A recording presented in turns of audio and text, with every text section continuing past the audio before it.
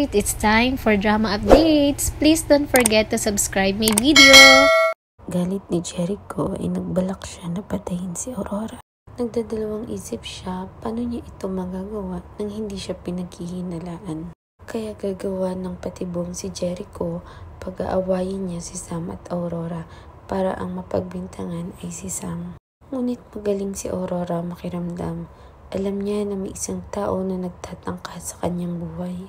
Kaya sobra itong mag-ingat sa kanyang kinikilos dahil may tinatago siya na hindi pwede malaman ng lahat. Sa iisa niyang apo na dinadala ni Sam at nahuli nga ni Sam na ginagamit lang siya ni Aurora.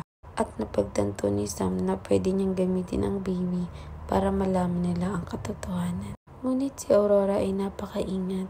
May sarili pa itong kwarto para doon niya itago ang mga nililihim niya. At ano pa kaya ang matutuklasan nating lihim ni Aurora na ikagugulat natin? Sabay-sabay po nating abangan ang gumagandang kwento ng Widow's War.